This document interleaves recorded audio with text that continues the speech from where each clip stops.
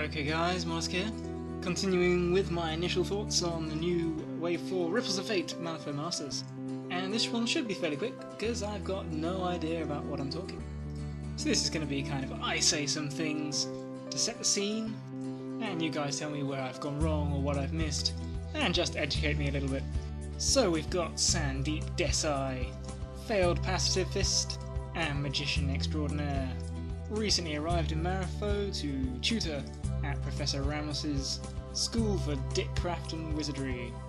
He's got a kind of average defense and willpower for a master, 12 wounds, which is good, decent walk of 5, an average charge. He's living and an academic and has a cash of 4, which is great. And it seems like he's going to be quite survivable. He's got impossible to wound and arcane shield, which oh goodness, words are difficult tonight. Which is like armour, as long as he hasn't activated, but doesn't get ignored by pesky things like Retribution's Eye, for example. I should have just said ignores armour, but yeah, I'm a Neverborn player, guys, if you don't know that already, so I may make a lot of references from that faction and Neverborn point of view. So his main ability seems to be this beacon thing, which allows any friendly non-peon models to take his cast actions. And since all his cast actions are at a casting of 6, they do it at a casting of 5, which is pretty good for a copied ability. And the way I read that is that you can only use one of his casting actions per turn in this way. But he's got 4 of them, so there's plenty to go around there. He's got a big range of 12, so you can span most of the board with this, but it does need line of sight. And it would be a shame if illusionary forests were to spring up and block that. His other ability is Student of All, or maybe of Ow, that famous Indian sage, which basically means he's getting 4 AP a turn. And from playing Kalodi, I can tell you that extra AP can really ramp things up in extra gear when you need it to. It's hard to go back to a slow old AP 3 master after that. But anyway, we move on. He's got a 40mm base, which should make it easier for him to get line of sight to his little critters running around. For his beacon ability. He's got several attack actions. The first one is a Garda, a wholly underwhelming, pretty accurate attack against defense, gives him a 2-inch engagement range, but no one cares about that damage track. He does, however, have 2 limited upgrades which apparently improve it, so one will turn that and give it Paralyze, and the other will increase its damage. And I tend to find upgrades really change the, they're really what makes a master a master. So Weird is only giving us the half of it by releasing these rule cards. But yeah, Paralyze is always great. Next one, Arcane Storm, looks like is probably his main attack.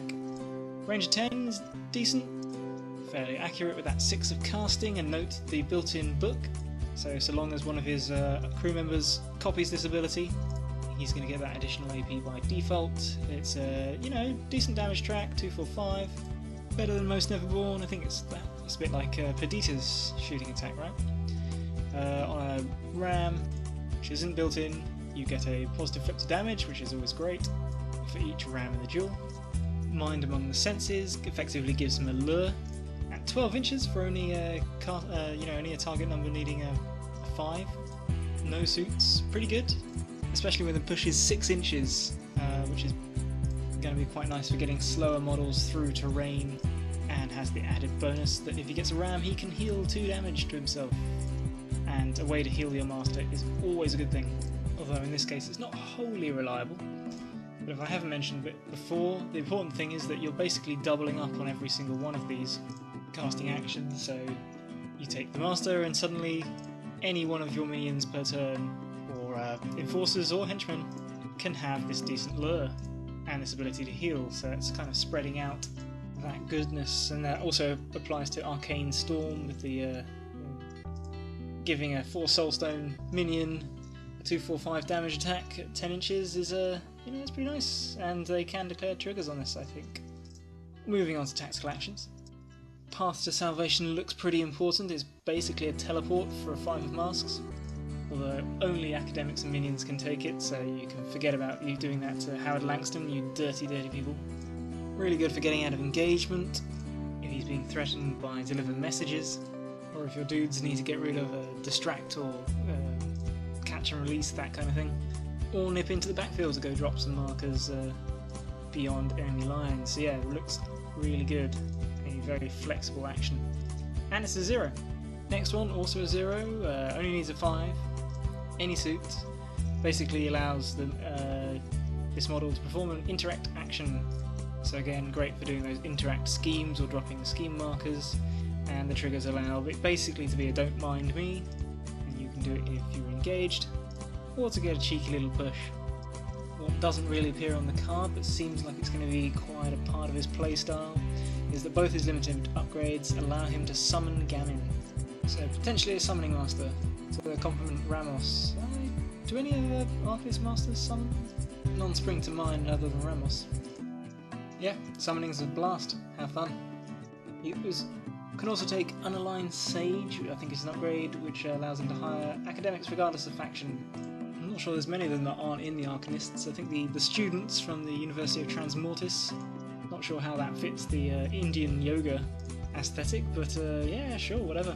I hear the valedictorian is a pretty good henchman, and the others are decent beaters against living or constructs, as per your needs, and they can take advantage of this handy teleporting power.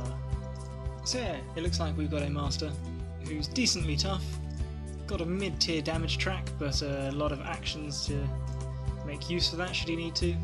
Can bolster the crew with a bit of healing, but most importantly summoning, and really support perhaps if, the many really good Arcanist beta models with some extra free interactions and positioning and movement tricks with his lure and his teleport.